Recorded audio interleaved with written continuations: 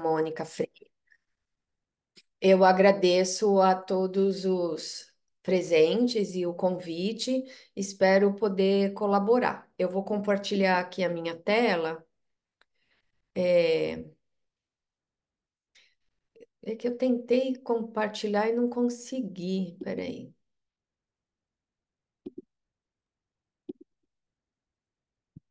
Sei se vai aparecer. Eu fiz uma pequena apresentação. Depois eu posso disponibilizar para vocês. Vocês estão vendo a minha tela? Sim, sim, conseguimos ver. Ai, que bom. Tava com medo. Não É, tenha medo, não tenha de... medo, professor.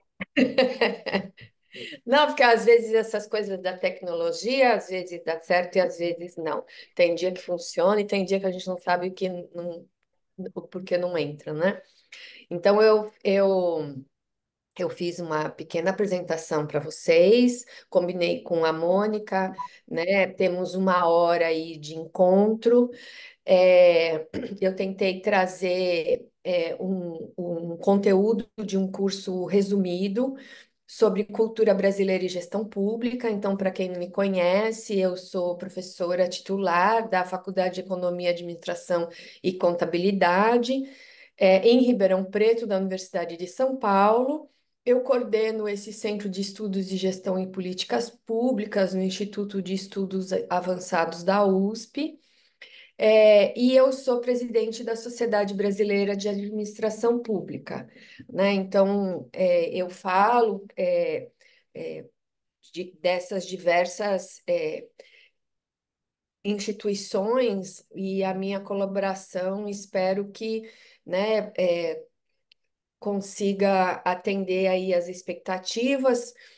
Eu tenho um curso sobre isso, um curso longo sobre cultura brasileira e gestão e políticas públicas no Brasil. Eu trabalho mais especificamente com gestão pública. Eu coloquei no chat o site do GPublic, que é esse centro que eu coordeno, e também coloquei do site da SBAP, que é a Sociedade Brasileira de Administração Pública, né? Então, quem quiser também conhecer, na SBAP nós organizamos um evento anual, inclusive, além de várias atividades, né? Mas nós organizamos um congresso, um grande congresso anual. O próximo será em Belém do Pará no ano que vem. Esse ano já aconteceu o nosso evento em Brasília, mas vocês podem acompanhar aí as nossas publicações pelas redes sociais. No final da apresentação, eu também deixo meus contatos nas redes sociais e também fico à disposição. Então, assim, a aula de hoje é um pouco para fazer, eu acho interessante falar para países de língua portuguesa, porque no final nós temos muito em comum. Né? Temos muito, principalmente os países né, que são, então, colônia de Portugal, temos uma certa identidade. Então, eu conheço na África, a África do Sul, e já fiz um trabalho na Escola Nacional de Administração Pública em Angola, pelo PNUD da ONU, há muito tempo atrás, no qual eu conheci inclusive o professor Marco Meneguzzo, que me apresentou a professora Mônica Freitas, né? Então, assim, é um longo caminho e uma longa trajetória, porque isso já tem quase 20 anos, né? E eu faço um pouco essa discussão. Então, assim, qual que é o efeito de nós sermos um país de colonização portuguesa e o efeito da vinda da família real aqui para o Brasil, né? Então, aqui eu tenho uma foto, né, da saída aí da família real que fez esse trajeto, que saiu aí de Lisboa, primeiro parou em Recife, depois Salvador, né? Quer dizer, primeiro foi para Bahia, depois foi para Recife, foi para Salvador e se instalou finalmente no Rio de Janeiro, né? Então, assim, eu falo que, e aí eu acho que não só na gestão pública, mas quando você pensa a questão, das organizações na atualidade, você precisa pensar as organizações a partir dessa cultura local, a partir dessa cultura organizacional e, no caso da gestão pública, especialmente da cultura brasileira. Então, um debate que tem aqui no Brasil é o que que é o Brasil? Diversos autores brasileiros, no início do século passado, fizeram um pouco essa discussão que a gente chama da formação do pensamento nacional. Então, tem vários autores muito famosos aqui no Brasil e que viraram clássicos, né? Como Caio Prado Júnior, é, Raimundo Faoro, Gilberto Freire, né? Que são a gente fala que são os clássicos para tentar identificar o que que é essa sociedade brasileira. E, ao mesmo tempo, tem vários autores que fizeram essa atualização desse pensamento nacional. E quando a gente pensa em administração, geralmente a gente usa os manuais de administração que parecem ser os mesmos no mundo inteiro, né? Então, quando você pensa um manual de estratégia, um manual sobre política pública, um manual sobre marketing, e uma das questões que eu sempre enfatizo é que essa administração, essa estratégia, né, ou essa administração enquanto ciência, ela precisa pensar no contexto cultural, econômico e social de cada território. Então, é um pouco isso que eu faço e trago essa questão da cultura brasileira para a questão da administração, porque o Brasil ele é muito marcado pelo esse processo histórico, econômico e social do período colonial, né? Então, assim, o que que é o Brasil? O Brasil, quando chegou, quando ele foi descoberto, ele tinha 5 milhões de índios, e Portugal tinha um pouco mais de 3 milhões de habitantes.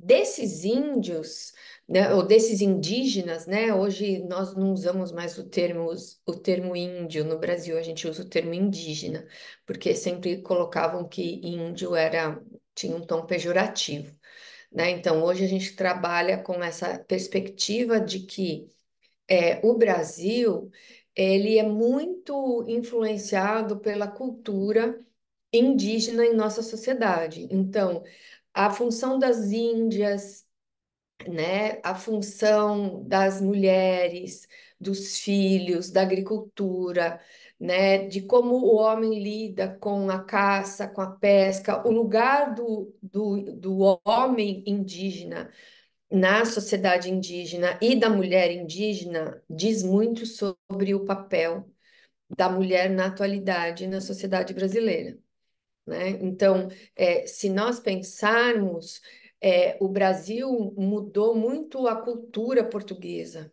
mudou muito a língua da cultura portuguesa, mudou o que nós comemos, mudou a cultura, o folclore, os trabalhos manuais, as brincadeiras de criança, as comidas. Nós incorporamos, e pouco se fala sobre isso, mas o Brasil incorporou muito toda a comida, o folclore, o artesanato, esse saber. E o Brasil tinha mais de 300 etnias diferentes, e línguas diferentes, e artesanatos diferentes, né? Culturas políticas muito diferentes. Então, assim, o Brasil, ele é um efeito, e hoje nós temos mais de 500 palavras que foram agregadas ao português que são de origem tupi, guarani, que são da origem indígena, né? Então, assim, é muito mais do que a gente imagina. E várias características que a gente tem hoje muito vem dessa tradição indígena. Então, assim, essa mania de, eu sempre falo, essa mania de brasileiro com banho toda hora por exemplo, dessa herança indígena. Quem toma banho toda hora e vai no rio tomar banho toda hora eram os indígenas. E o brasileiro até hoje tem isso, né? Então, essa ideia também das brincadeiras, o jogo o futebol, né? A gente fala aqui no Brasil que os ingleses inventaram as regras, mas há mais de 500 anos que a gente joga futebol, porque a gente fazia bola com a borracha, que era da seiva da floresta, e os indígenas sempre jogaram futebol, né? Então, assim, é por isso que a gente joga futebol bem. Ninguém fala muito sobre isso, mas isso é uma coisa que está na nossa tradição cultural, as brincadeiras, a relação com as crianças. As crianças têm muito domínio na sociedade brasileira. Se você for em qualquer lugar, sempre tem uma criança. Num evento super formal, vai ter uma criança.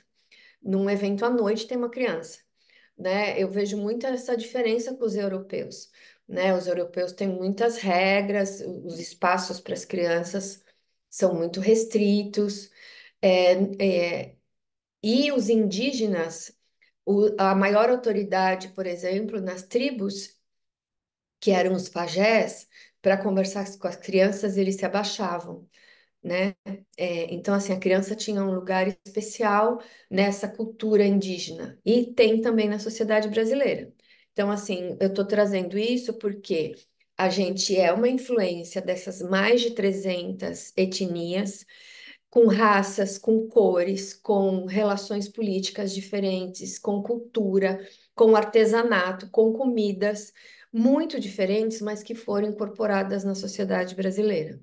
A outra influência é do próprio português e do mouro, né? Então, assim, o mouro, que ficou 2 séculos na Península Ibérica, influenciou muito a Península Ibérica, especialmente Portugal, e muito dessa influência, inclusive do domínio, por exemplo, da matemática que fez, né, a Península Ibérica avançar no período das descobertas, vem desse domínio da matemática dos mouros, que já era milenar, né?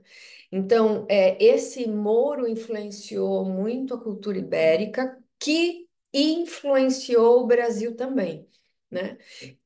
E, ao mesmo tempo, muito das nossas técnicas que foi trazida de Portugal era uma influência também desses mouros. Então, assim, o domínio com a irrigação, com a cultura do algodão, da cana-de-açúcar, da seda, né? Ela, na verdade, ela é moura, né? Ela é turca.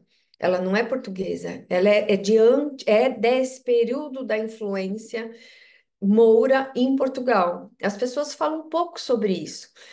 Mas no final, os portugueses ficaram assim, e a gente também acabou ficando assim, muito parecido com essa cultura moura, né? Então, as roupas, as comidas, o negócio, o comércio. Eu estive uma vez, por exemplo, em Istambul, e por mais que eu não fale a língua, me senti muito à vontade.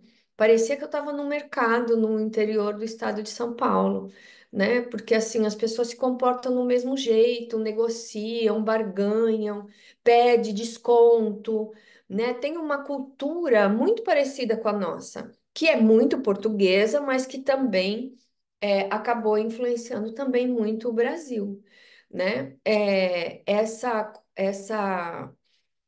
Esse azulejo, né, português que veio para o Brasil, e essa herança do azulejo português é muito influenciado pela herança também, né, moura em Portugal, né? Então, assim, se você pegar uma casa típica de fazenda no Brasil do período colonial, ela é branca, de janelas azuis, e quadriculadas, que é a mesma casa que a gente vê o tempo todo em Portugal e a mesma casa que a gente também vê em Istambul, né? Então, assim, a gente é muito mais influenciado do que a gente imagina, né? Então, assim, a cultura brasileira, ela foi muito influenciada pelo português, né? Não só como colonizador, mas também pelas essas heranças que ele trouxe, pela sociedade, de diferentes etnias indígenas e também pelo negro no Brasil. E essa configuração criou uma sociedade muito peculiar no Brasil, né? Então, assim, a gente tem relações que marcam profundamente a sociedade brasileira até hoje, né? Então, eu brinco, isso aqui são figuras de um pintor francês que veio para o Brasil retratar a posse do Dom João, o Debré. E, e é muito representativo do Brasil ainda hoje, né? Se a gente vê aqui, ó, que ele viu muito claramente. Primeiro é o homem branco e donos de terra, depois vem as crianças, depois vem as mulheres brancas, depois é a mulher negra que é empregada ou escrava dessa mulher branca e depois vem o povo. Então, assim, essa configuração ela é muito forte na realidade brasileira e até hoje, de alguma forma, está presente entre nós. A outra questão é da origem também dos negros, né?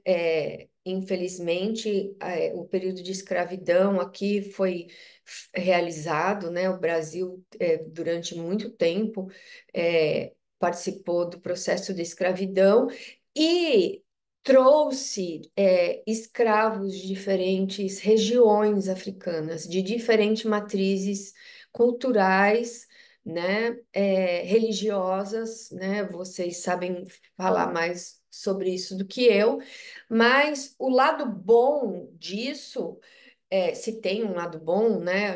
Não dá para relativizar, mas enriqueceu muito a nossa cultura. Então, assim, a cultura brasileira é muito enriquecida com as diferentes religiões africanas, de matrizes africanas, do artesanato que vem também da África e do conhecimento que foi trazido com os negros, né? Toda a cultura, por exemplo, na medicina aqui no Brasil, né? Todos os curandeiros, uma boa parte veio com a sabedoria dessas culturas afrodescendentes. Pouco se fala sobre isso, né? Mas o Brasil, ele ficou muito rico culturalmente porque ele misturou essas ricas culturas africanas com uma rica cultura portuguesa e moura, e mais as diferentes etnias brasileiras, né, indígenas aqui presentes.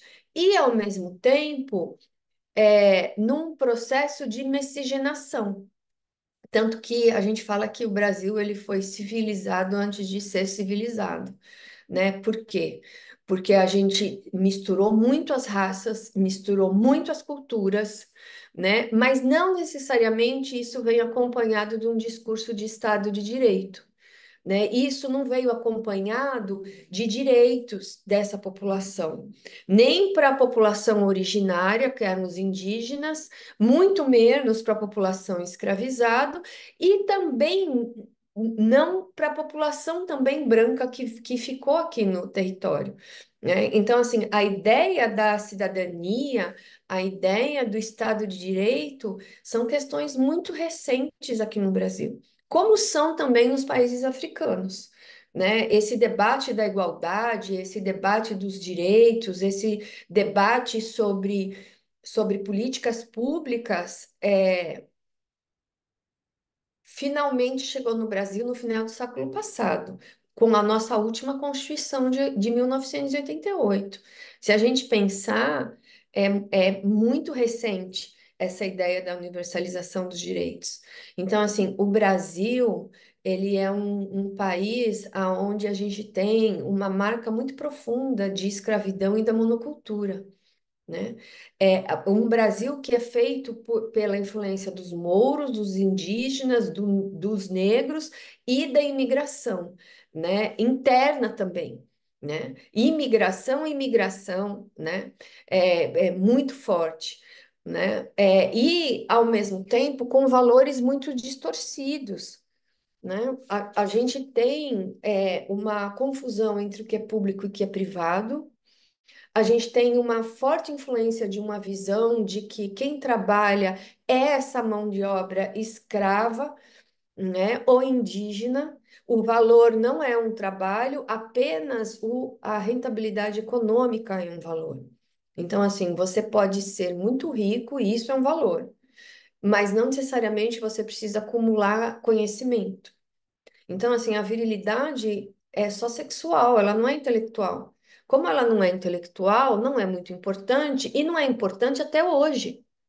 Se vocês perceberem, o nosso último governo, o último presidente que teve no Brasil, não falo na atualidade, mas o último presidente que teve no Brasil, ele acabou com o orçamento do Ministério da Educação. Ele acabou com o orçamento das universidades públicas federais, né? Ele tentou minimizar, né, ou reduzir a atuação de todas as universidades e acabou com todos os recursos e as políticas públicas e orçamentos para a educação básica naquilo que ele podia e que não era obrigado a, necessariamente a usar o recurso do orçamento. Então, são questões muito profundas da sociedade brasileira e que ainda se refletem na hora do voto, né? Ainda se refletem na hora do voto e ainda se refletem no comportamento do Brasil. Por que que a gente fala escravidão e monocultura, né? Porque a única política pública, por exemplo, no Brasil, de longo prazo e de investimento do governo federal, desde da sua descoberta, são os financiamentos para a política de monocultura de grandes propriedades de terra. O financiamento para agricultura, para pequena agricultura familiar, para novos empreendimentos, para pequenas propriedades, isso só começou no final do século passado, né? Então, assim, a gente tem 30 anos de políticas públicas, por exemplo, para pequenos agricultores. As políticas de investimento, elas são muito voltadas para a monocultura de larga escala. Tanto que o último governo federal também, a grande política pública, o grande investimento e incentivo era para duas coisas no Brasil. Era para a monocultura, então a produção de etanol e de soja, e a exportação desses grãos in natura, e do outro lado, a extração de minérios, com qualquer preço, né? Inclusive dentro da Amazônia, né? E desmatando a floresta amazônica. Então, eu acho que um estrangeiro, né, que pensa em fazer negócios com o Brasil, às vezes tem uma dificuldade de entender. Nossa, por que que o governo federal recusou o investimento do Fundo Europeu para a manutenção e sustentabilidade da Amazônia? Porque, na verdade, a ideia dele é só garantir a monocultura e a extração de minérios para uma determinada elite brasileira.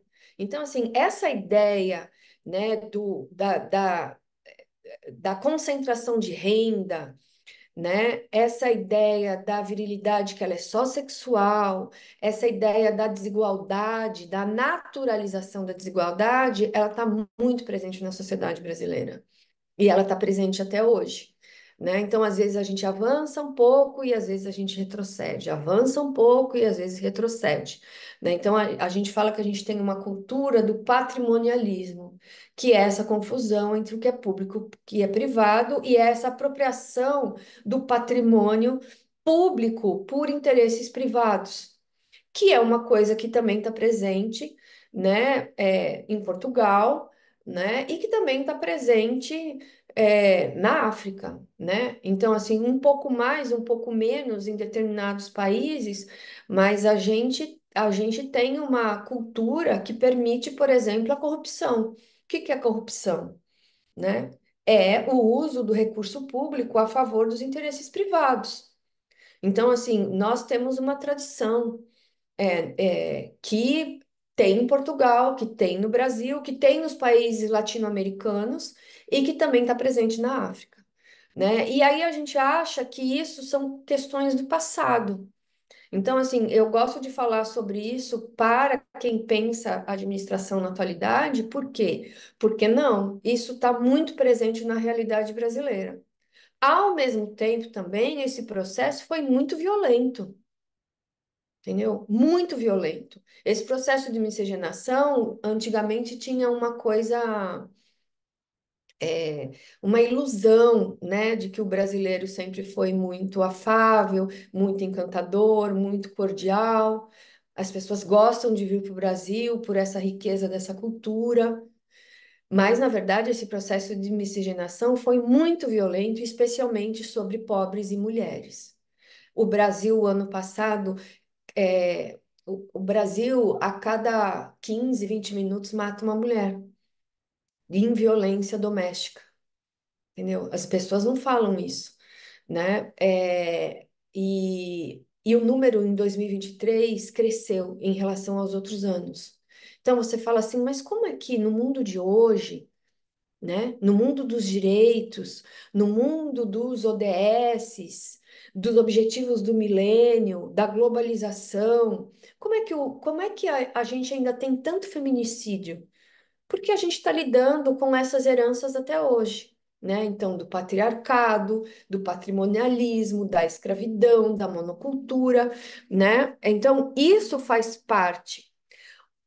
Isso é o lado ruim. O lado bom é que, por exemplo, se a família real não tivesse vindo para o Brasil, talvez a gente não tivesse uma escola de belas artes, né? Todos os pintores que vieram para retratar o Brasil e a própria nobreza portuguesa, a gente não teria jardins botânicos, não teriam teatros tão bonitos, porque a própria corte portuguesa queria uma infraestrutura para ela consumir. E isso deixou uma herança no Brasil, uma herança boa de produção de arte, de produção de música, de belas artes, né? Então, assim, muito da riqueza artística que a gente tem no Brasil e arquitetônica é também influência, é, também da vinda da coroa portuguesa para o Brasil, né? Então, assim, a gente fala que os problemas e o Brasil, ele é muito complexo, né? O Tom Jobim que falava isso. O Brasil não é para principiantes, né? Entender a cultura brasileira é muito complexa, porque essas questões do passado, o que eu estou tentando mostrar para vocês é que essas questões que marcaram o período colonial brasileiro, e eu não sei o quanto que marcou é, os países africanos, eu não tenho um estudo sobre isso, mas eles são determinantes hoje do que é a sociedade brasileira e do que é a gestão pública na atualidade. O tempo todo a gente conversa sobre isso. Conversa sobre isso em que sentido? Não que as pessoas falem sobre isso, elas não falam, entendeu? Elas não falam na cultura brasileira sobre isso. Mas o tempo todo a gestão pública no Brasil lida com o dilema da corrupção presente em todos os partidos, em todos os entes federados, em muitas denúncias. Melhorou muito nos últimos anos todo o aparato tecnológico de transparência, de controle, de acompanhamento, mas ainda a gente tem ainda muita corrupção, por exemplo, né? Então, o Caio Prado Júnior, que é um desses autores, ele fala que o Brasil, no período colonial, ele não conseguia separar as funções e os poderes estatais, né? E que a delegação, né, o poder, nascia muito mais da divisão de funções do que realmente da necessidade. Né? Então, o Brasil, durante muitos séculos, foi um conjunto de cartas, provisões, leis, com nomes diferentes, funções específicas, visão imediatista, e ninguém sabe ao certo o que é permitido ou proibido. Entendeu? Então, assim, eu sei que isso faz parte da cultura brasileira, mas também está um pouco presente na cultura portuguesa até hoje, e que também faz parte da cultura africana, né? A gente não tem uma formação com uma cultura de racionalidade, né? Ainda a gente ainda tem uma dificuldade, né, de operacionalizar os processos racionais, né? Outro dia um amigo me falava sobre o processo de descentralização de Portugal, né, de gestão pública em Portugal. E tem uma grande resistência em relação ao processo de descentralização, que é muito mais política do que pela própria estrutura, né? Então, porque quando você descentraliza, você perde o poder, né, de uma única mão e acaba compartilhando o poder, né? Então, isso ainda está presente em todos os nossos países, muito mais do que a gente imagina, né? Peraí. Então, assim, o que eu estou falando, resumidamente, é que o Brasil, ele tem uma identidade própria. A gente achava que o Brasil, ele era um conjunto, né? Um conjunto de ou melhor, a gente achava que a gente reproduzia a cultura portuguesa por ter sido colônia. E o que esses autores foram falar é que, na verdade, o Brasil, né, sem uma grande ruptura com a orientação que veio da colônia, sem passar por uma grande guerra civil, né, sem passar por um grande momento de insurreição como teve, por exemplo, os Estados Unidos, o Brasil ele acabou criando uma cultura própria e ele tem uma identidade própria, né, e que às vezes isso favorece, né, para o lado ruim, como eu falei, né? Que muitas vezes a gente fica preso aos interesses privados, mas ao mesmo tempo o Brasil também é um país que acabou se tornando muito inovador, né? Eu trouxe aqui o quadro de uma pintora brasileira da Semana de Modernismo no Brasil, que teve em 1922, né? Então acabou de fazer 100 anos. Esses autores no começo do século passado, então que é a Tarsila do Amaral, o de Cavalcante, o Volpe, tem vários autores, né, é, brasileiros que tentam retratar o que é o Brasil, né? Então eu gosto da Tarsila do Amaral porque ela traz um pouco isso, né? O Brasil é um pouco disforme, é uma explosão de cores, de riquezas, de arte, de cultura, que é o lado bom, mas ao mesmo tempo tem questões meio distorcidas, valores meio distorcidos, né? Então, assim, o Brasil, ele acaba por ser muito contraditório, né? Isso aqui é um quadro de Cavalcante, que é um dos pintores que tentou retratar, né, essa beleza, essa riqueza do Brasil, das mulheres, né? Então, assim, as nossas matas, as florestas, as frutas, as cores. O Brasil é muito rico nesse sentido e, ao mesmo tempo, né, tem essa confusão por causa dessas influências culturais e acaba confundindo modernidade com modernização, né? Eu gosto muito desse discurso do Raimundo Faoro que fala a modernidade ela vem com a Revolução Francesa, né? Olha aí as Olimpíadas começando, os ideais da igualdade, da liberdade, né? Os ideais da cidadania, dos direitos civis. A modernidade, ela traz isso. O Brasil, ele se esqueceu que a modernidade era isso e só trouxe a questão da modernização tecnológica. Então, assim, a gente é muito inovador, tem sistema bancário super desenvolvido, tem inteligência artificial, o sistema financeiro é super sofisticado, né? O voto, por exemplo, o sistema de voto no Brasil é muito sofisticado, mas não necessariamente a gente tem uma educação básica de qualidade, vocês percebem? Então, o Brasil é essa mistura dessas questões que muitas vezes são incoerentes, né? Por quê? Porque a modernidade ela vem acompanhada de direitos, ela vem acompanhada da capacidade de raciocínio, né? A base da Revolução Francesa vem com isso, né? Indivíduo, razão e liberdade. O indivíduo, ele é livre quando ele é igual e quando ele tem a capacidade de pensar e acumular conhecimento. Mas para isso ele precisa, por exemplo, de uma educação básica de qualidade. Aqui no Brasil, a gente vem com a ideia da inovação tecnológica, mas não necessariamente a educação só para alguns, só para quem pode pagar por essa educação.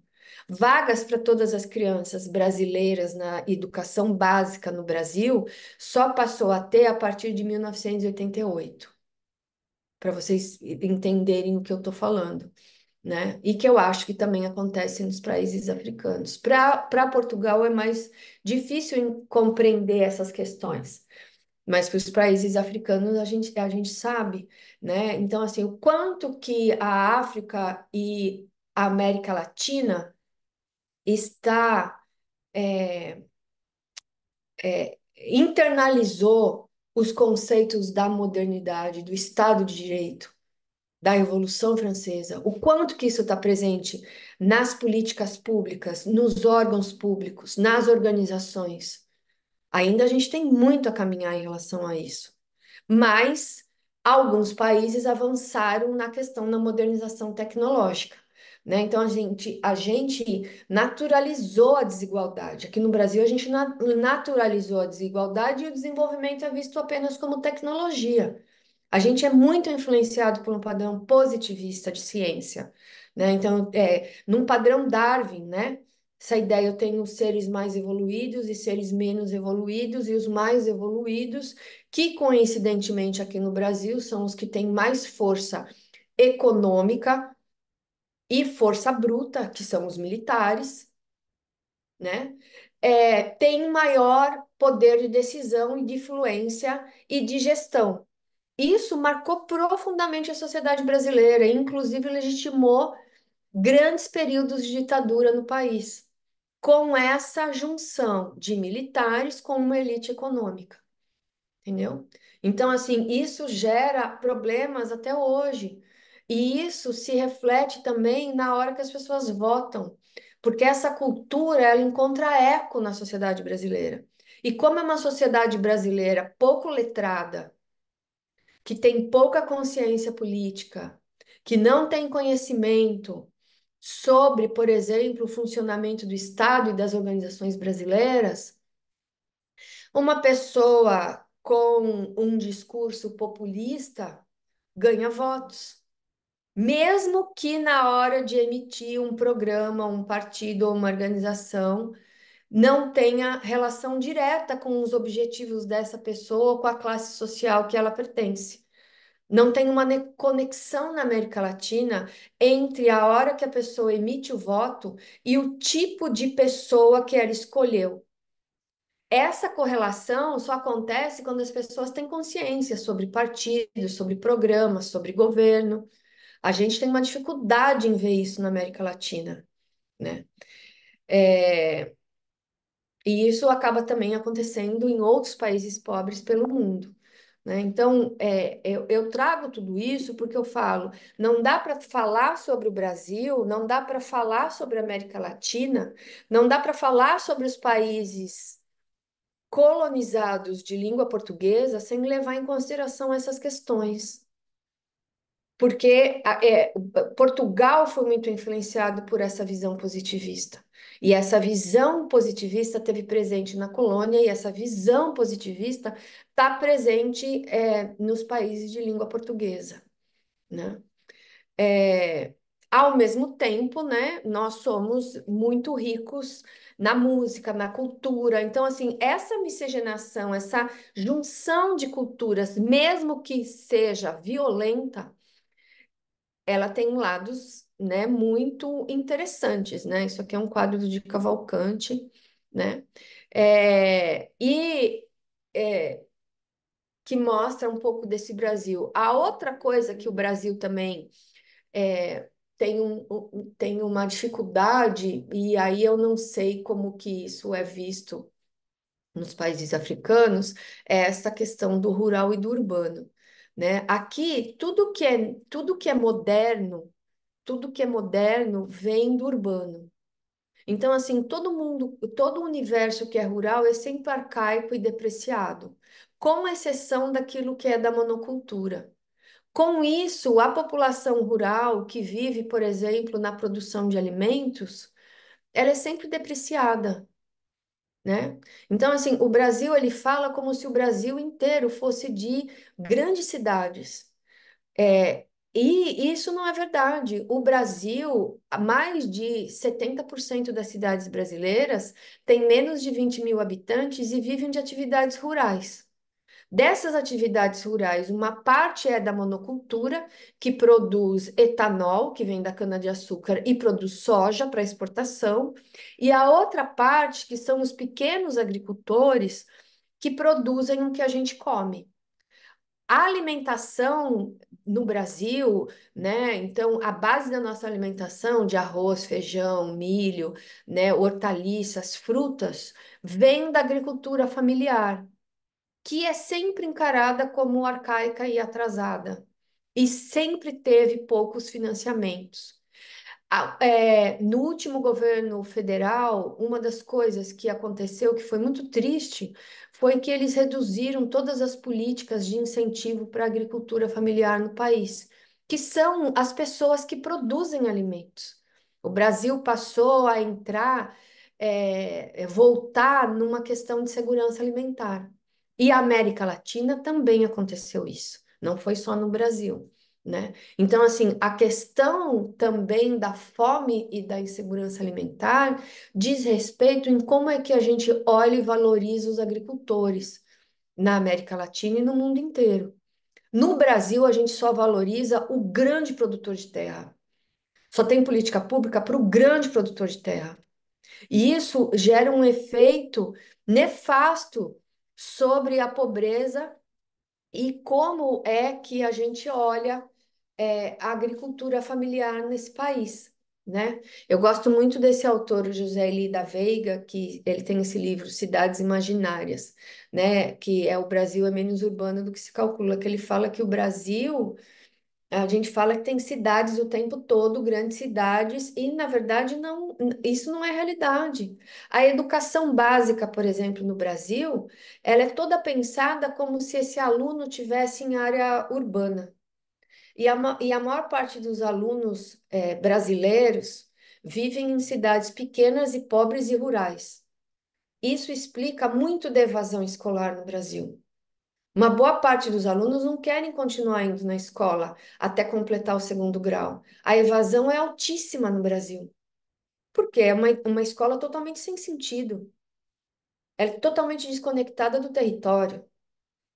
Né? Então, são essas questões que marcam muito o Brasil. Então, assim, mesmo sendo lindo, afável, caloroso, né, sendo sonho de muito turista no mundo inteiro, né, e muito colorido, e tendo essa música maravilhosa e a arte maravilhosa, o Brasil é um país cheio de problemas, de graves problemas. Graves problemas da cultura brasileira e graves problemas que também estão presentes nos países africanos, né? Então, a gente tem fracas capacidades estatais, a gente tem uma herança de centralização e fragmentação institucional e corporativa, a gente tem fortes fatores de iniquidade, baixa contability, pouca transparência. E o que é muito comum? Populismo, clientelismo e patrimonialismo, entendeu? Então, assim, apesar de eu não conhecer profundamente a sociedade, os países de língua africana, de língua portuguesa na África, não ter estudado muito sobre isso, né? Mas a matriz da, por sermos países de língua portuguesa, né? A gente ainda tem muita identidade. Né? Além da identidade que veio também com a influência da cultura afro na sociedade brasileira, né? E, ao mesmo tempo, quando vem a globalização, preciso correr aqui, quando vem a globalização, a gente começa a desmontar políticas públicas antes delas serem oferecidas, de fato, para a realidade brasileira. Então, assim, a gente, assim como a América Latina, tem problemas de alta exclusão, baixa equidade, né? A gente sempre tende a proteger as categorias sociais dotadas de maior poder de organização e barganha. A gente tem uma ausência sistemática de tradição participativa, a gente tem problemas de ineficácia de gasto, a gente gasta mal o recurso público, a gente escolhe mal os problemas a serem tratados, a gente tem uma baixa efetividade social, e isso eu acho que também está presente nos países de língua portuguesa na África, né? É claro que o mundo mudou. Então, assim, na atualidade, a gente lida com uma outra dinâmica. O que que o Estado busca? O que que a gestão pública na atualidade no mundo inteiro busca? Não só dos países de língua portuguesa. A gente tenta trazer novas energias, potencialidades governamentais e comunitárias, né? A comunidade europeia está muito envolvida com isso, né? Está muito envolvida em tentar levar a administração com participação social, né? Em estabelecer novas relações de poder entre o Estado e a sociedade, né? A gente tem hoje, no século XXI, a tentativa de você buscar o quê? Gestão por programas, avaliação de desempenho, gestão por qualidade, né, delegação de bens e serviços, estabelecer contratos de gestão, né, e estabelecer uma gestão pública baseada no planejamento estratégico, né, lidar com as questões de transparência, de accountability, né, mas ao mesmo tempo a gente tem esse dilema. Por quê? A gente precisa diminuir gastos públicos, e aí eu não falo só para os países de língua portuguesa, eu falo para todos os países no mundo e na comunidade europeia também. A gente está buscando diminuir gastos públicos ao mesmo tempo que a gente está tentando elevar a qualidade dos serviços, a eficiência governamental e a efetividade das políticas públicas. Então, assim, como é que se faz isso na atualidade, né? Hoje a gente tem um momento posterior à nova administração pública. A nova administração pública é o que se pensava na administração pública no final do século, no que a gente chama de gerencialismo, né? Então, a ideia de reformas do Estado, menos burocrático, uma tendência a entrar na ideia do gerencialismo, na competição, no foco para os resultados, na ideia da descentralização e da excelência do serviço público. Esse é o discurso do gerencialismo, e que teve muito presente e atrelado às propostas neoliberais no mundo inteiro, na América Latina, na África, no mundo como um todo, né? Com exceção é, da, eu acho que da China, né? Eu acho que a China talvez seja a grande exceção, né? Mas, na atualidade, a gente avançou em relação a isso.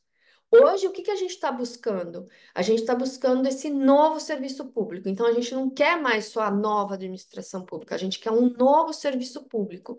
Um novo serviço público que tenta criar novos padrões de relação entre Estado e sociedade. E nessa relação entre foco de novas relações, a gente quer revitalizar a ação de Estado, dos gestores públicos, da participação. Então, assim, a comunidade europeia, né, os países europeus, os países americanos, latinos e norte-americanos, o tempo todo eles estão preocupados na atualidade no quê?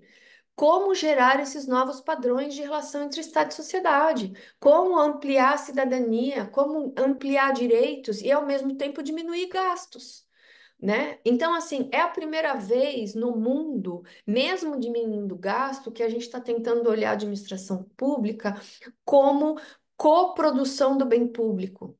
Então, assim, na atualidade, não basta só gastar o recurso.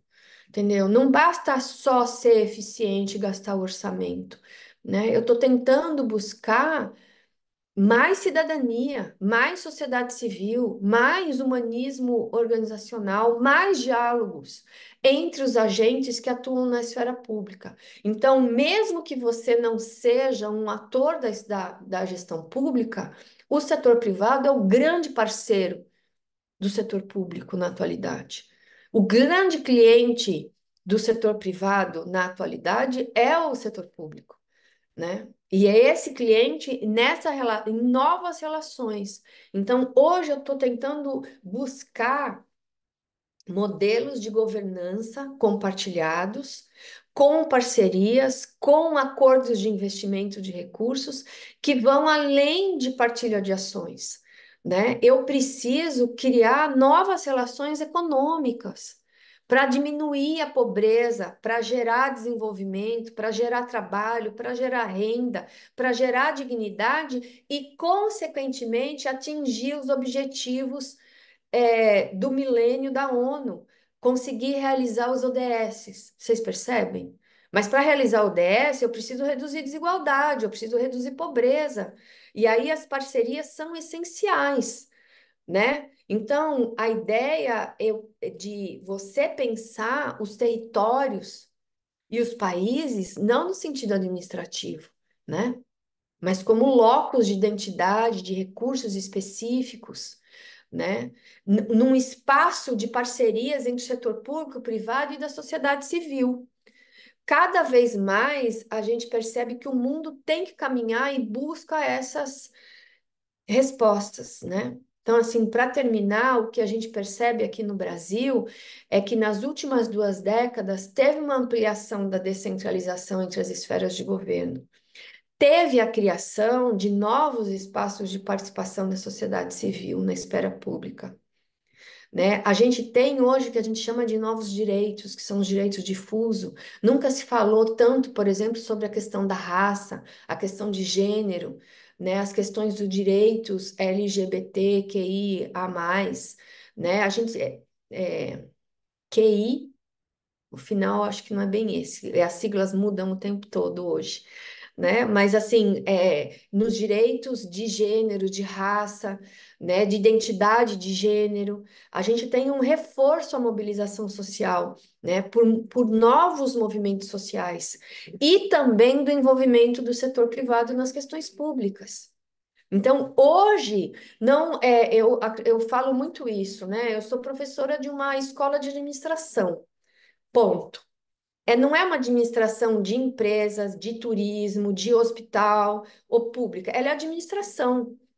E eu acho muito legal isso, porque eu acho que o mundo tem que pensar desse jeito, né? Então, por mais que você não esteja no setor público, você precisa ter sensibilidade para entender, né, o que que é o setor público hoje, o que que é o Estado hoje, quais são as tendências hoje, né? Porque talvez seja o seu grande parceiro nesse mundo organizacional, né? Então, hoje eu tenho um clima favorável para terminar, novos arranjos políticos e institucionais, né? Mas, ao mesmo tempo, eu preciso, pelo menos, ter o diagnóstico que eu tenho um alto grau de centralização do poder executivo, eu tenho um insulamento burocrático, eu tenho uma forte influência dos padrões patrimonialistas, né? Eu tenho um baixo poder de implementação de políticas públicas e muitas vezes eu tenho uma incapacidade de garantir o princípio da universalidade, né? Especialmente nos países pobres da América Latina e nos países africanos, né? Então eu acho que isso talvez seja o que a gente tem em comum. O Brasil ainda, então, apesar da Constituição de 88, é uma federação que ainda está em construção, né? A gente tem muito dessas heranças autoritárias e das ditaduras e das influências econômicas privadas na realidade brasileira, mas a gente está cada vez mais tentando fortalecer a questão da democratização, da descentralização e do controle público no país, né? Apesar de tudo isso que eu falei, a gente avançou muito em relação a tudo isso. E aí hoje eu acho que a gente tem uma nova trama produtiva, que é uma trama que pressupõe o quê? Recursos humanos qualificados, novas relações econômicas e circulação de informações, uma estrutura institucional mais desenvolvida e, ao mesmo tempo, a construção de uma identidade sociocultural.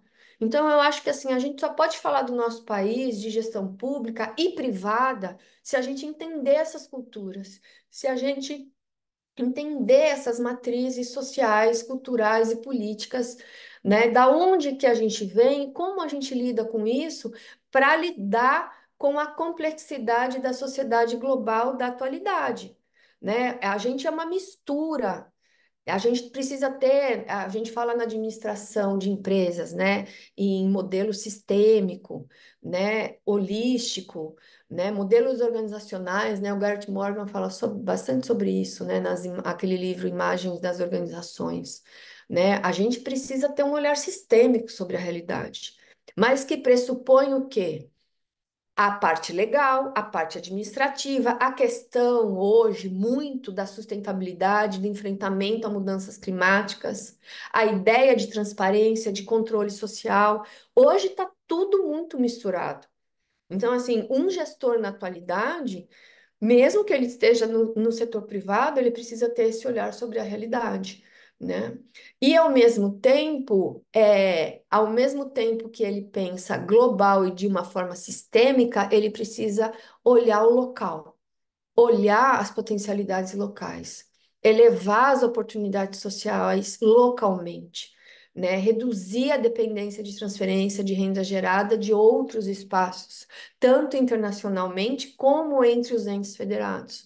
Então, assim, você olhar a riqueza local, os saberes locais, né? Talvez seja um dos caminhos nesse mundo, né? Então, eu acho que tem 4 diretrizes aí para futuro, né? Primeiro que os objetivos de desenvolvimento, eles são múltiplos, né? Às vezes você está pensando num projeto de desenvolvimento local com uma comunidade que tem um saber sobre, por exemplo, um artesanato que ela faz com uma determinada fibra que só tem naquela região no mundo, mas ao mesmo tempo eu tenho que pensar na exportação desse produto, né? Eu sempre falo isso, né? Por exemplo, para as mulheres que trabalham com artesanato. Você pode produzir uma bolsa com a fibra do sisal no interior da Bahia, né? Mas, ao mesmo tempo, a bolsa tem que ter o espaço para o celular e o zíper para fechar a bolsa na hora que uma mulher do outro lado do mundo comprar a bolsa e andar de metrô, entendeu? Então, assim, eu acho que a gente precisa pensar de uma forma mais ampla, né? Ao mesmo tempo, eu sou uma pessoa que defende muitos dados, a geração de dados, as estatísticas, as políticas públicas baseadas em evidências. A gente precisa ter as medidas de acompanhamento, avaliação e monitoramento sobre as políticas públicas. O Estado tem um papel intransferível de gestão e de regulação dos processos de desenvolvimento. O discurso de Estado mínimo caiu por terra, especialmente depois da crise de 2008 no mundo. E por mais que a sociedade civil organizada tenha muito poder ou muito dinheiro, é sempre local, é muito pequeno diante do poder do Estado e da articulação e da presença dos Estados no mundo inteiro, né? E, ao mesmo tempo, os métodos contam tanto quanto as políticas, né? Então, eu preciso de ter pessoas qualificadas no setor público e privado, pensando estrategicamente o desenvolvimento, né? E as políticas públicas de geração de trabalho e renda, as políticas transversais, multissetoriais, com inserção internacional e, ao mesmo tempo, na geração de energia e sustentabilidade e no enfrentamento às mudanças climáticas. Então, assim, hoje, quando a gente fala, por isso que é muito mais complexo do que a gente imagina, né? Esse é um outro quadro da Tarsila do Amaral, que mostra um pouco, né? Eu acho que isso. O mundo é muito complexo, o Brasil é muito, muito difícil, muito rico, muito belo, mas extremamente difícil, né? Então, para terminar, e aí eu não só do Brasil, mas eu acho que em todos os países estão buscando essas novas formas de pacto, de formatação, né, de segmentação, né, de pensar os territórios, a identidade dos territórios, os saberes locais, os saberes milenares, esse saber que precisa ser valorizado e que pode se transformar na geração de trabalho e renda é, é, com comércios e produtos de inserção internacional, né? Então, hoje eu preciso de redes descentralizadas de apoio e consorciamento às iniciativas. O discurso do empreendedorismo ele só funciona quando ele é coletivo, especialmente para países pobres, né? E, ao mesmo tempo, com uma flexibilidade nas fontes, no acesso a recursos, com tecnologias que sejam abertas, interoperáveis, adaptadas à realidade local.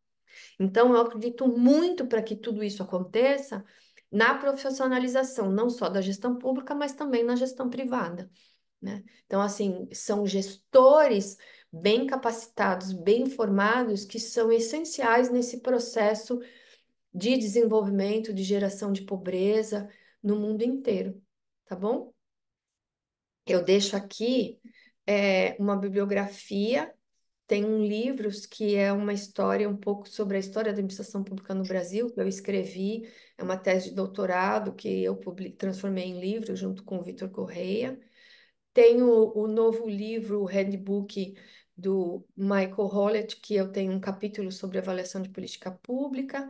Tem vários artigos aí, tem alguns livros, eu trabalho muito com essa ideia da popularização da ciência, né? Isso aqui, por exemplo, é um, é um livro que eu fiz para um e-book que eu fiz sobre inovação tecnológica para a agricultura familiar na América Latina, eu fiz para a FAO, né? Eu acho que a gente tem que ter um esforço em popularizar o que a gente sabe, né? Tirar para fora da academia o que a gente sabe, levar para uma linguagem simples, né? Tentar fazer isso. Aqui tem um vídeo dessa experiência e desse book que eu produzi. Esse aqui é um outro sobre direito e cidadania no campo. Eu venho tentando fazer bastante esses materiais. E aqui estão meus contatos, as redes sociais no Instagram, no Facebook, o site do gestão do GPublic, que é gp.usp.br, e também vocês podem acessar o da Sociedade Brasileira de Administração Pública, né? Eu falo que assim, no mundo de hoje eu não tenho mais como me esconder, né? Se a pessoa quiser me achar, ela vai me achar. É isso, gente. Muito Então, obrigada, professora. Parabenizá-la pela brilhante aula, bastante enriquecedora. Deu aqui para entender um pouco da história brasileira e como ela deu origem à cultura brasileira, sem deixar de lado aqui a questão da gestão pública, que no decorrer da apresentação deu sim para notar muitas semelhanças com a gestão pública moçambicana. Bom, de momento eu vou convidar a nossa plateia para quem tiver alguma dúvida, alguma questão, pode levantar a mãozinha e nós poderemos passar a palavra. Mas antes, ia passar a palavra à professora Mônica, caso queira tecer algumas considerações. Cláudia, bem-haja. É sempre uma alegria imensa ouvi-la. Ficaria a ouvir a história do Brasil até amanhã de manhã. Mas o que eu achei muito interessante é essa perspectiva histórica que a Cláudia traz, obviamente que é o olhar, pronto, do conjunto de autores que estuda. Se eu fosse pegar uma orientação mais da sociologia estratégica, com base na sociologia dos jogos econômicos, íamos ver que o que dita a ação, a escolha dos gestores é mais o intuito de maximização de benefícios para si próprio do que perpetuar uma condição e um mecanismo cultural ou uma identidade nacional. Quer dizer, é mais o interesse de safar-se naquele momento do que perpetuar uma identidade nacional. Mas, entretanto, tendo em conta a evidência que a Cláudia vincou sobre a questão do déficit da efetividade gestionária na administração pública brasileira, aí eu pergunto de que forma se poderia ultrapassar isso, porque quando se esbarra, por exemplo, com constrangimentos de imperativo legal, eu tenho aqui dentro, na nossa sala de reunião, um orientando da Universidade Federal da Bahia, que é do direito e está a estudar a nova lei de probabilidade administrativa. E uma coisa que o inquieta é o novo enquadramento legal veio esvaziar a questão do dolo, tornar a conceitualização do dolo ainda muito mais complicada na hora do Ministério Público fundamentar os processos de investigação de uso indevido do dinheiro público. Então, a lei complicou-se tanto de forma que aumente, pronto, o nível de impunidade. Então, eu pergunto-lhe, de que medidas poderia, então, elevar o nível de efetividade da gestão da administração pública no Brasil, se nos deparamos com constrangimentos de natureza legal, ausência do ensino da ética no ensino regular no Brasil, né? A filosofia foi banida de todos os ciclos no Brasil, então, tendo em conta essa questão também, parece um pouco problemático. E depois, quando se vê que o Brasil está a fortalecer laços de cooperação com países como China, Rússia, países que, do ponto de vista dos direitos humanos e da boa governação da administração pública, não constitui o melhor exemplo. Bem-haja por tudo, Cláudia, e pronto, bem-haja, e o que puder contar também comigo, e com a Universidade Nova e com a CBS, poderá contar sempre. Obrigada. Obrigada, Mônica. Então, eu tenho algumas perguntas aqui no chat também que eu vou tentar responder. Eu acredito muito em duas coisas, né? Então, assim, primeiro, essa profissionalização da gestão pública. É, se a, eu sempre falo, você não senta na cadeira do dentista se ele não for formado em odontologia. Ele não vai saber o que ele está fazendo. E aí, por que que a gente acha que uma pessoa que assume um cargo público ou que passa num processo seletivo para ocupar um cargo, ela sabe o que ela está fazendo? Ela não sabe. E aí ela usa mal o recurso público, se apropria do recurso público. Então, assim, eu sou muito pela essa questão da defesa da profissionalização e da disseminação do conhecimento de gestão pública, para melhorar o desempenho no setor público. Né? Então, eu sempre pergunto, se um prefeito, né, um governante me procura, eu queria melhorar a minha gestão, né? Então, assim, o que que eu vou falar para ele? Eu falo assim, mas você já fez uma reforma administrativa? Você já reestruturou cargos e salários? Você já pensou, você já investiu nas pessoas que trabalham com você? Se você não fez nada disso, é porque você só quer fingir que está fazendo alguma coisa, entendeu? Por isso que assim eu falo que eu sou professora, eu não sou consultora, porque a maior parte da consultoria não serve para nada. Entendeu? Porque se você não reestrutura de fato cargos, salários, não faz uma estrutura na forma de gestão, na estrutura organizacional do órgão, você vai ter pouco avanço. E se você não investir nas pessoas? Né? Então, eu acho que uma é essa questão da profissionalização da gestão. A outra, que você tem toda a razão, é a questão da educação básica. A gente tem graves problemas na educação básica. Eu tenho um projeto de extensão, que é a gente fala de extensão, que é o projeto que a gente faz com a comunidade. Eu tenho um projeto que eu faço nas escolas públicas, que é um projeto de educação fiscal. Eu ensino assim como é que o Estado funciona, para que servem os impostos e aonde eles são aplicados. Alguém precisa ensinar isso para as pessoas, ensinar ética, porque eles não têm isso em casa. Se eles não têm isso em casa e não têm na escola, é, eles precisam entender que o que está no espaço público é de todos, não é porque é que está no espaço público não é de ninguém. Percebe que tem uma diferença conceitual muito forte sobre isso? Né? Aqui no Brasil a gente tem uma frase assim: o que você achou na rua é de ninguém. O que é achado não é roubado. Mentira, o que você achou é de alguém sim, ou é de todos. Percebe que isso permite a corrupção? Então, assim, isso se aprende na escola. Eu acho que a educação básica, ela é essencial. E eu também acredito que, como é um país de dimensões continentais, com problemas muito complexos e muito diferentes, talvez o uso da inteligência artificial dê escala para resolver alguns problemas, entendeu? Então, a gente também tem que ser inovador.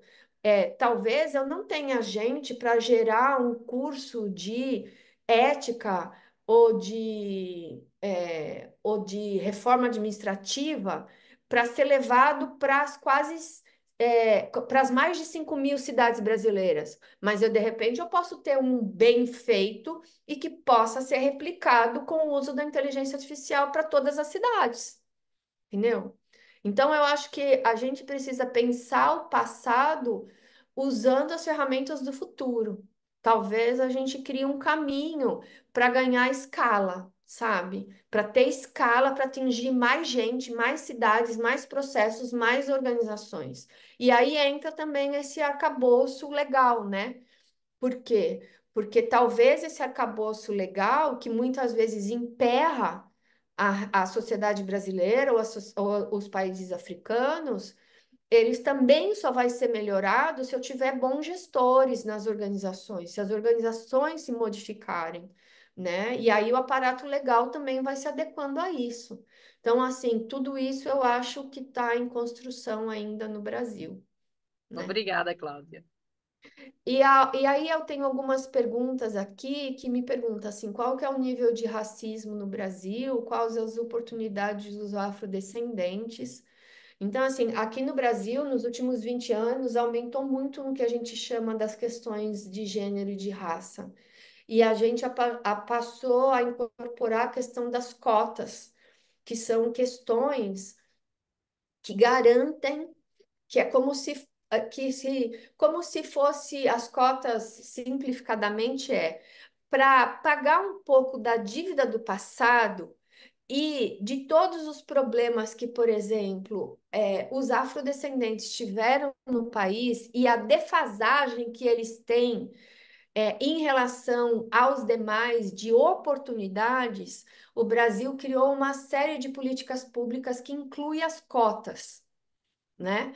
E que ganha e dá espaço maior para os afrodescendentes. Então, nas universidades tem, nos cargos públicos tem, nas instituições e nos processos seletivos. Mas isso é muito recente. Isso é nos últimos 20 anos.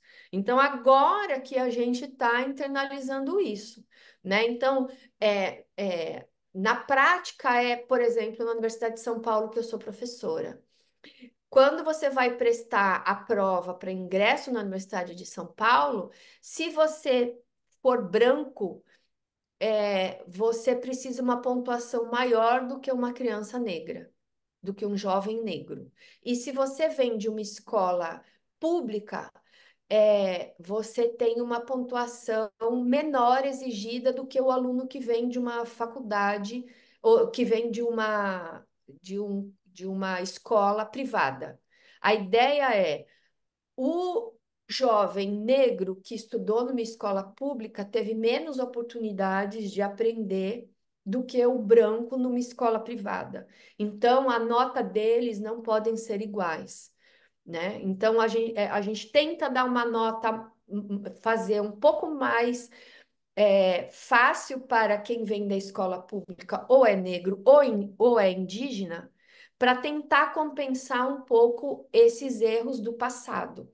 Então, o Brasil tem políticas públicas em todo o território nacional, é lei isso, e vem crescendo muito, por exemplo, o número de afrodescendentes nos órgãos públicos, nas organizações, nas universidades públicas.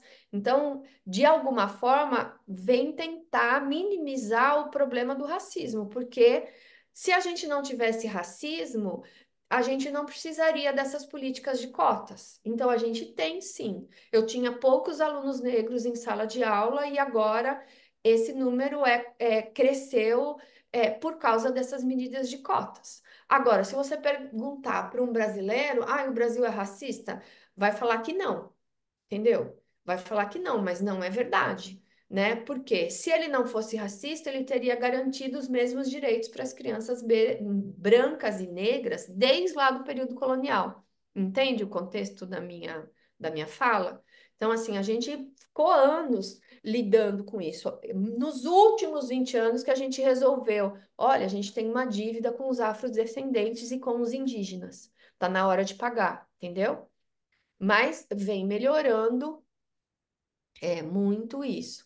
A outra questão, então, cresceu bastante, né? as oportunidades para os afrodescendentes nos últimos tempos por causa desses direitos e dessas cotas, inclusive nos concursos públicos, né? Todo órgão público é obrigado a ter, né, essa política de cota, toda a universidade, né? O governo, tem uma outra pergunta, o governo federal, ele realmente é comprometido com essa, não só com a nova administração pública, mas como novo serviço público. A nova administração pública é só o gerencialismo, né? O novo serviço público é esse que é mais participativo, né? Que é o New Public Service, né? Então, não só com o gerencialismo, mas, ao mesmo tempo, infelizmente, tem uma forte influência por esse padrão patrimonialista e por essa influência do domínio político, sempre vir acompanhado do poder econômico, o poder executivo tem muito poder no Brasil, mais do que deveria. Então, assim, por enquanto, a gente tem um presidente que é a favor, né, desses processos participativos. E, como eu estava falando anteriormente, o último presidente no Brasil desarticulou todos os conselhos que ele podia legalmente, ele exterminou, extinguiu os conselhos de participação, né? Então, a gente não sabe, e a gente não sabe se o próximo governante vai fazer isso ou não, né? Então, assim, a gente, é o que eu falo, o Brasil anda 2 passos, volta 3, a gente nunca sabe, né? Então, atualmente, o governo federal tem esse comprometimento não só com a nova administração pública, mas também com o novo serviço público e com novos valores, né? É, mas a gente não sabe até quando. E eu acredito sim que a prestação de serviços públicos é muito influenciada pela cultura de cada país, né? Se você tem uma cultura racional, se você tem uma noção, por exemplo, como é que eu olho o servidor público tem sentido de servir. Olha o que é o servidor público, né? Na Inglaterra, né? Tem uma outra conotação, tem um outro status. A gente esquece, por exemplo, nos países latino-americanos, que o servidor público ele está a servir do cidadão.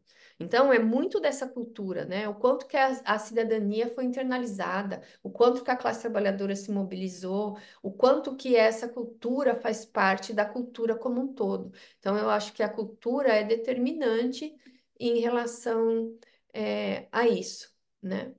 E para terminar, tem uma pergunta aqui.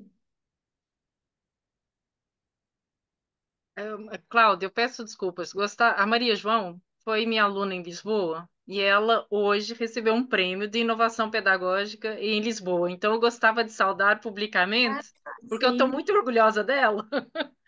E que ela, bom. pronto, ela está a estudar inovação social na perspectiva do desenvolvimento rural, ou seja, de que forma a inovação social pode potenciar o desenvolvimento dos territórios rurais. Aí pronto, se ela gostou Não, muito da sua apresentação e deixou uma pergunta no chat. não, peraí que eu perdi aqui vocês. Ué, ué, o que que eu fiz aqui? Ah, achei. Fui olhar a pergunta e me perdi aqui.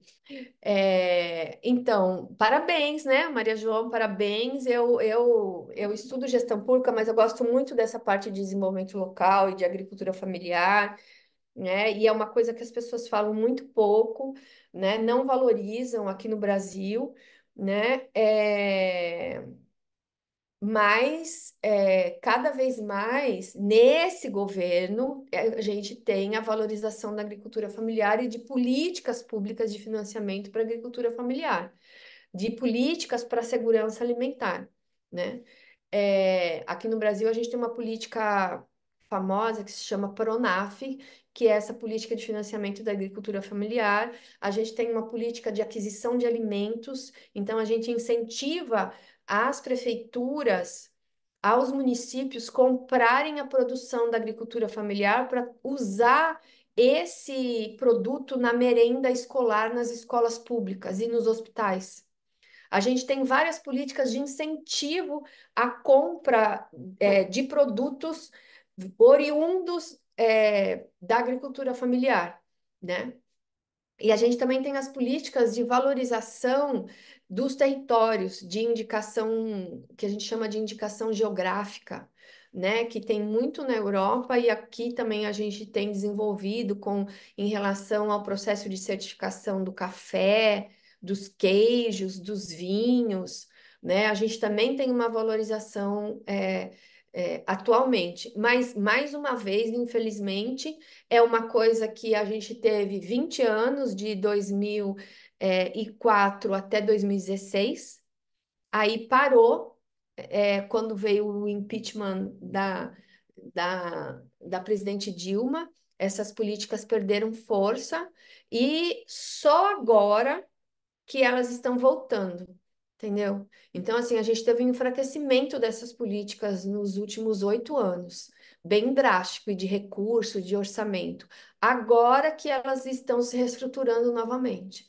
Por isso que eu falo, só um país pobre, aonde não tem um Estado de Direito fortalecido, o governo pode influenciar tanto em políticas que deveriam ser de Estado. Seriam políticas que deveriam ser, independente de quem fosse o governo, sempre deveriam existir. E aqui no Brasil, o governo acaba tendo muito espaço e influenciando nessas políticas que deveriam ser de longo prazo e de Estado, né? Então, assim, essa interferência política, infelizmente, aqui no Brasil ainda é muito forte sobre as políticas públicas, né? É que geralmente as pessoas não falam assim do Brasil, né, Mônica? As pessoas não falam de verdade o Brasil, entendeu? Elas vendem o Brasil como tudo muito evoluído, muito arrumado, políticas que funcionam, Estado que funciona, e na verdade não é verdade.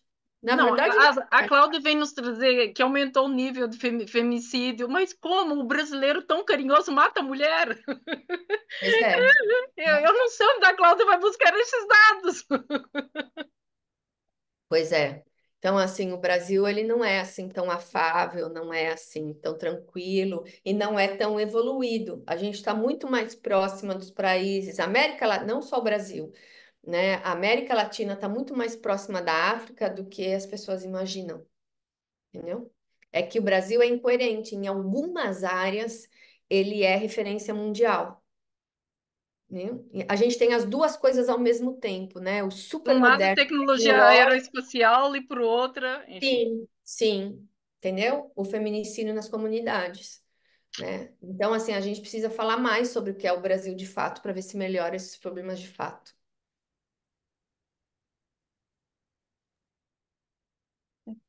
Muito obrigada, professora. Vou aproveitar este momento para dar por encerrada a nossa sessão. Mais uma vez agradecer à professora Cláudia pela sua disponibilidade, pela forma como trouxe aqui este grande tema. Foi bastante enriquecedor. E também vou aproveitar a oportunidade para parabenizar a Maria João pelo prêmio. Ela está sempre aqui conosco e participa sempre dos nossos webinars. É gratificante ouvir que ela ganhou um prêmio e muitos parabéns, professora. Vou passar aqui a palavra ao nosso diretor para as considerações finais. Professor Lourenço tem a palavra.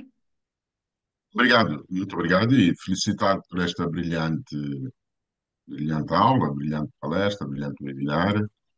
Fico muito contente por ter aceito o convite. Ao mesmo tempo, também agradeço à professora Mónica o empenho, tudo quanto tem feito para posicionar a CBS. Todos os presentes, muito obrigado. Gostaria, de facto, de ouvir a professora Maria João o significado desse prémio, o que é que isso pode impactar a CBS. Não sei se ela está. Eu acho que ela não pode, porque está em trânsito e não Eu tem. estou, eu estou, mas Ah, estou com então pouca pronto. rede. Não sei se estão a ouvir. Ela tem que falar, tem que Sim, falar. este prémio que eu ganhei foi de equipa, foi de uma equipa interdisciplinar e foi num âmbito um bocadinho fora da minha área, foi na área da biomedicina, da inteligência artificial, foi uma escola doutoral da Nova, a Eutópia, é uma aliança entre várias universidades da Europa, e não só da Europa, também no Cairo, tivemos alunos do Irão, da Malásia, portanto, esta perspectiva, e da África também, de Angola, tivemos vários alunos, portanto, foi um desafio muito grande, 5 dias num convento, imaginem, 30 doutorandos num convento, e a tentarem desenvolver projetos coletivos, foi muito desafiante. Eu estou um pouco cansada porque foi do dia 18 ao dia 22, terminou hoje, mas eu queria muito participar e ainda bem que o professor Lourenço e a professora Mónica partilharam comigo, porque eu adorei ouvir a professora Cláudia e eu vou segui-la e vou ler os seus artigos e os seus trabalhos, porque me vão ajudar muito. Este prémio que eu recebi é um comprovativo que a ecologia humana, que é a minha, é onde eu me estou a tentar especializar, esta questão da sociologia, da geografia, a questão da interdisciplinaridade, que muitas vezes é tão difícil na academia, nós conseguirmos portanto, popularizar a ciência. Estou a usar as palavras da professora Cláudia. Eu fiz mestrado em comunicação de ciência. Como comunicadora de ciência, eu sou engenheira agrónoma de formação base, e a agricultura vem sempre ao de cima quando falamos do rural. E eu penso que esta questão das políticas públicas é exatamente o ADN aqui dos nossos problemas, não só na América do Sul, na América do Norte, em África, na Europa, na Ásia. Nós estamos num planeta, não é? Temos uma agenda, a agenda da sustentabilidade, e eu diria. Eu depois posso partilhar convosco com a professora Mónica e com a CBS, em nome do professor Lourenço, posso partilhar depois, porque isto foi hoje o último dia, e eu penso que este prémio é a prova de que é possível, como disse a professora Cláudia, nós associarmos diferentes visões do mundo. Temos que saber inovar em termos políticos e ir além dos processos normativos, administrativos. Temos que envolver a sociedade civil de um modo verdadeiramente democrático, onde a academia tem uma grande responsabilidade social, mas na verdade a própria sociedade civil também. E, portanto, eu, da minha parte, vou continuar a acompanhar os webinars porque são riquíssimos para mim, para a minha aprendizagem. Eu também vi que o professor Sérgio também está aqui e outros, e todos os alunos, e os doutorandos, e os professores, e os investigadores. Para mim é uma grande alegria poder fazer parte deste ecossistema e espero continuar a aprender e a estar convosco. Obrigada. Só para finalizar, estamos abertos para um memorando, um protocolo, mas desde já, gostaria de receber, se for possível, os apontamentos da literacia fiscal. Muito obrigado.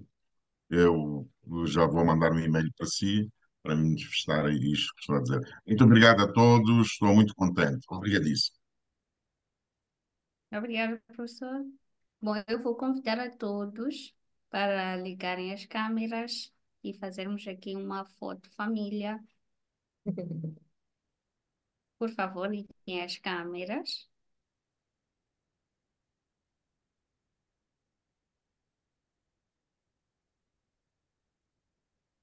Uau, temos 30 pessoas e só 4 câmeras ligadas. Coisas do mundo de hoje, né? É. É, Eu combino com meus alunos, vocês podem ficar, quando é coisa à distância, eu falo para eles. Na pandemia eu falava, vocês podem ficar de pijama, mas no final você senta e penteia o cabelo para tirar uma foto. Eu vou tentar ligar aqui. é verdade. Hum.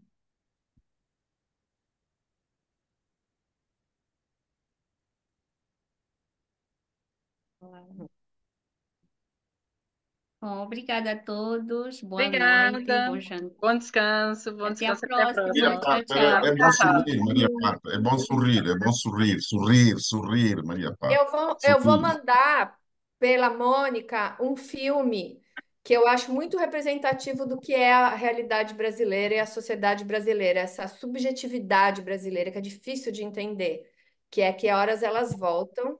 E eu vou mandar esse livro que eu tenho sobre gestão pública no Brasil e a aula também, tá bom? Obrigado, Depois eu... senhora professora. Obrigado a todos. Obrigada, Obrigado, Ana. Cláudia. Obrigada a todos. Obrigado. Bom descanso. Boa noite. Tchau, tchau. Boa noite.